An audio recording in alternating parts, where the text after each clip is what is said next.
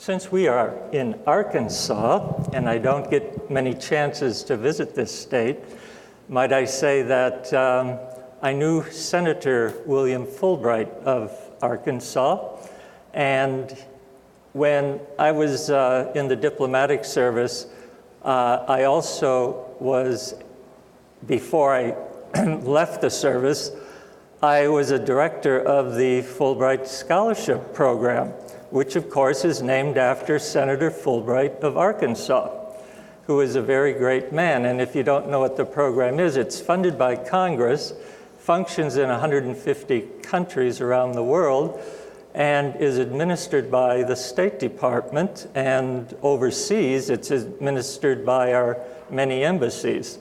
So Senator Fulbright, his name from Arkansas is spread all over the world, and people know who he is. So yes, I came rather late in some ways to understanding the, I suppose, New Age literature and that type of thing, but I really did get involved all the way back in 1982.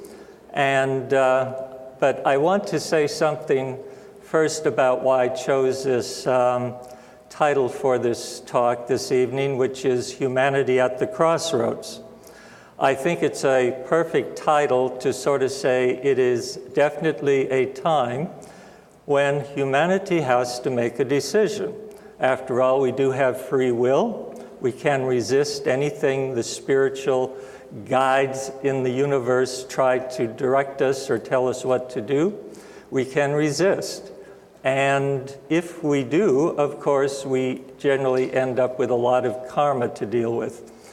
But humanity at the crossroads is a topic I have been dealing with for some time, whether it's in the US or talking about it in Europe. I find that the Europeans are far more sensitive to this topic because they sense that we are in a period of crisis. So there's really two words that are discussed a lot in the New Age community today, and one of them is, of course, the shift. The word shift, I don't know who exactly coined that term. I know the IONS people have been using it, but I also discovered that no two people seem to agree on what the word means. They talk about it in very different ways. So I'll give you my version today, and you can, well, make up your own mind whether you accept that or not. The other word is emergence, and again, people cannot agree on what that means. The emergence really is about closing that distance between humanity and the spiritual guides on our planet, also closing the distance between humanity, the Deva kingdom, closing the distance between humanity and extraterrestrials. All of this is part of what is called the emergence. It is the thinning of the veil that separates humanity from seeing the other side of the veil, which is a number of other kingdoms that have always existed, but really has not been seen much by humanity since the fall of Atlantis. If you lived at the height of the peak of civilization in Atlantis, you would know that the Atlantean man and woman could see through this veil, and they would participate directly, face to face, with the spiritual guides and with the extraterrestrials and with the angelic kingdom. This has not been happening for really since the fall of Atlantis. And when Michael today talked about seeing, literally, he was seeing through the veil, he was seeing this other side, these other kingdoms in other dimensions, and there's a number of people, and more people every day are beginning to see through the thinning veil, and soon that veil will simply disappear altogether. Therefore, we will be able to once again communicate in a very direct manner with these other kingdoms, and we should be prepared for it. I don't know exactly how to be prepared for something like this, because it's going to be traumatic. Because everything is in what we call crisis. Humanity is in crisis. The kingdom of what we call the spiritual hierarchy on this planet, which is also called the fifth kingdom. Humanity is the fourth kingdom. The fifth kingdom is one notch above, and that is also called the hierarchy. There's a long history here. Helena Blavatsky back in the 1880s introduced the Western world to that fifth kingdom.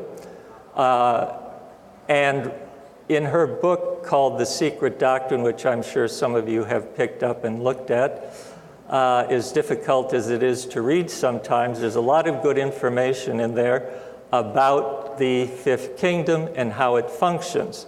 There is a book that is published by the Theosophical Society that Helena Blavatsky co-founded, and it's called the Mahatma Letters.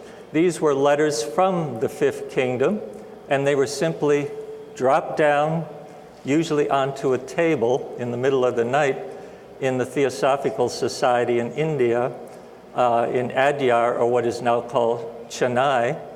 And they were interesting letters from what we call the Ascended Masters, or the Masters of Wisdom, a term that Alice Bailey used in her books, which she spent 32 years writing with the help of one we call the Tibetan Master.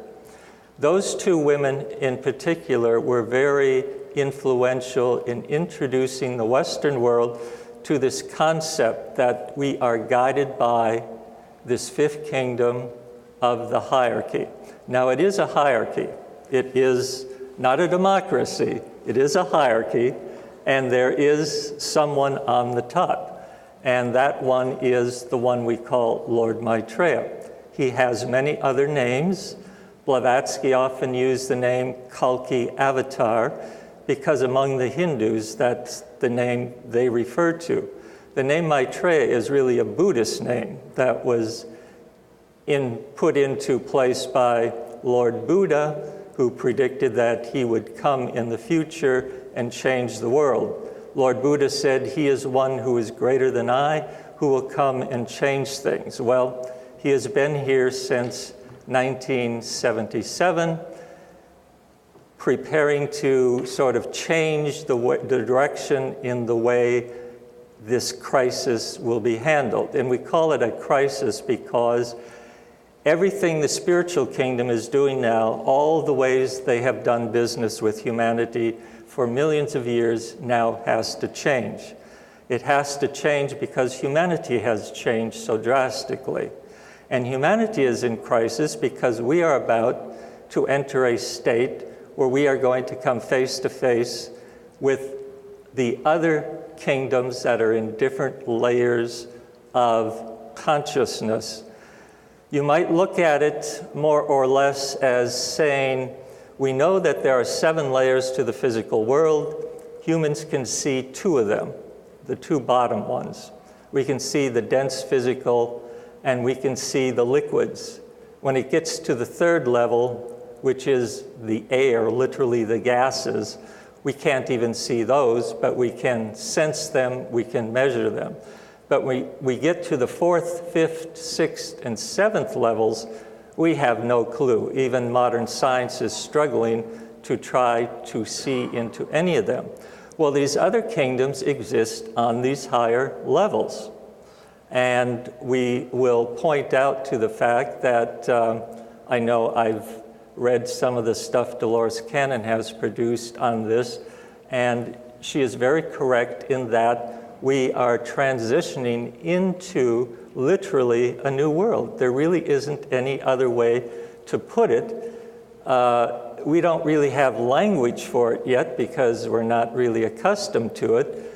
But as humanity's consciousness and its vibratory rate moves upward, we are going to then be closer to the vibration rate of these higher kingdoms, and suddenly people are going to begin to wake up in the morning and see things they've never seen before.